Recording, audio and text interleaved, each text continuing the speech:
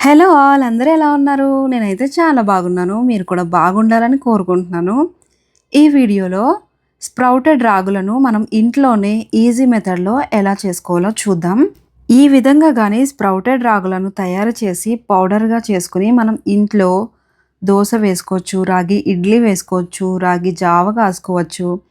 And అలాగే రాగి laddu, sweet ఇలా ఏదైనా చేసుకోవచ్చనమాట. ఏదో ఒక విధంగా గాని మనం రాగి పౌడర్‌ని మన బాడీలోకి గాని పంపించినట్లయితే చాలా హెల్త్ బెనిఫిట్స్ ఉంటాయన్నమాట.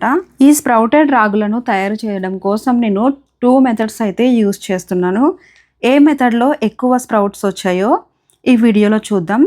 వీడియోని ఎక్కడ స్కిప్ చేయకుండా లాస్ట్ వరకు చూసేయండి. అప్పుడే మీకు ప్రాసెస్ మొత్తం అర్థమవుతుంది. ఇంకా లేట్ చేయకుండా వీడియోలోకి వెళ్ళిపోదాం. ముందుగా మనం ఈ రాగి స్ప్రౌట్స్‌ను ప్రిపేర్ చేసుకోవడం కోసం నేనైతే 2 కేజీలు రాగులను తీసుకున్నాను. వాటిని ముందు బాగా ఏమైనా రాళ్ళు, డస్ట్ ఏమైనా ఉన్నాయేమో చూసుకుని పెద్ద గిన్నెలో వేసుకుని 5-6 టైమ్స్ అయితే వాష్ చేసుకోవాలి. ఎందుకంటే రాగులలో చాలా డస్ట్ ఉంటుంది. దానికోసం అయితే మనం ఎక్కువ సార్లే వాష్ చేసుకోవాలి. ఈ విధంగా వాష్ చేసుకున్న రాగులను 4 or 5 అవర్స్ పాటు మనం నానబెట్టుకోవాలి. 5 అవర్స్ తర్వాత రాగులు నానినయా లేదా అని చూసుకుని మనం 2 మెథడ్స్‌లో ఈ రాగి స్ప్రౌట్స్‌ను తయారు చేసుకోబోతున్నాము. ఇది ఫస్ట్ మెథడ్ అనమాట. జల్లెడను తీసుకొని జల్లెడలో ఈ రాగులను వేసుకుని స్ప్రౌట్స్‌కి రెడీగా పెట్టాను. అలాగే ఇది అందరూ చేసే ప్రాసెస్ అనమాట. ఇప్పుడు నేను చెప్పబోయే సెకండ్ ప్రాసెస్. ఒక క్లాత్ తీసుకొని రాగులను అందులో వేసి మూటలా కట్టి ఒక ప్లేస్‌లో పెట్టుకోవాలన్నమాట. చూద్దాం ఏ మెథడ్‌లో ఎక్కువ స్ప్రౌట్స్ వచ్చినాయో. క్లాత్‌లో వేసిన రాగులలో వాటర్ ఉండొద్దనమాట. వాటర్ కంటెంట్ ఉంటే అది స్మెల్ వచ్చేస్తాయి. వాటర్ ఏమీ లేకుండా ఒట్టిగానే వాటిని స్ప్రౌట్స్‌కి రెడీగా పెట్టుకోవాలి. ఇలా వాటర్ అంతా మనం పిండేసుకోవాలన్నమాట. ఒక్క డ్రాప్ కూడా వాటర్ ఉండొద్దు. ఈ విధంగా చేసిన ప్రాసెస్‌ను మనం 48 అవర్స్ తర్వాత చూసినట్లయితే ఇగో జల్లెడలో వేసింది చాలా మంచిగా వచ్చినాయి అనమాట స్ప్రౌట్స్. మధ్య మధ్యలో వాటర్ చిలకరిస్తూ ఉండాలి. అప్పుడే ఇవి ఎండిపోకుండా స్ప్రౌట్స్ బాగా వస్తాయన్నమాట. చాలా హ్యాపీగా అనిపించింది నాకు ఇలా చూస్తే. ఫస్ట్ టైం నేను కూడా చేసుకున్నాను. చాలా బాగా వచ్చాయి. చూసారా, క్లాత్‌లో వేసినవి కూడా చాలా బాగా వచ్చాయి.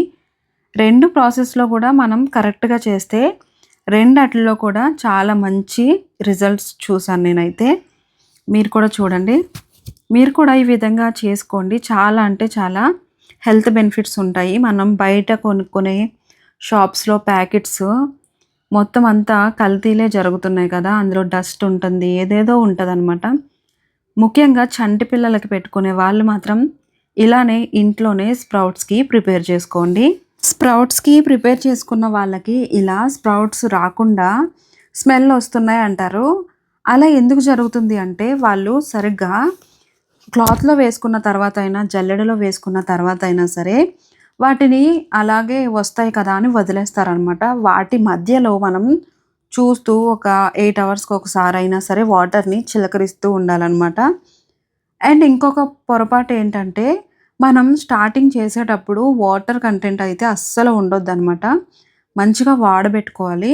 ఇప్పుడు ఇలా వచ్చిన స్ప్రౌటెడ్ రాగులను మనం ఎండలో పెట్టుకోవాలి.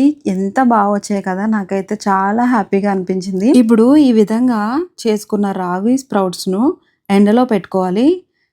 బాగా ఎండాలనమాట. లేదంటే చాలా స్మెల్ వచ్చేస్తది. మనం పౌడర్ చేసుకున్న తర్వాత నిల్వ పెట్టుకుంటాం కదా. ఆ నిల్వ పెట్టుకున్నప్పుడు ఎక్కువ రోజులు ఉండకుండా మనం ఏమైనా స్వీట్ చేసుకున్నా, రాగి జావ కాసుకున్నా మనకి స్మెల్ అనేది వచ్చేస్తది. బాగా ఎండబెట్టుకోవాలనమాట. బాగా ఎండిన తర్వాత మిక్సీ పట్టుకొని ఒక బాక్స్‌లో వేసుకోవాలి. అలా వేసుకున్న తర్వాత మనం ఏదైనా చేసుకోవచ్చనమాట వీటిలతో. ముఖ్యంగా చిన్న పిల్లలు ఉన్నవాళ్ళు ఈ ప్రాసెస్‌ని అయితే ఫాలో అవ్వండి. బయట కొన్న పౌడర్‌ని మాత్రం యూజ్ చేయకండి. నేనైతే ఎవ్రీ టైమ్ ఇలాగే ప్రిపేర్ చేసుకుంటాననమాట. చూసారా ఎంత క్వాలిటీగా ఉందో, ఎంత ఫ్రెష్‌గా ఉందో.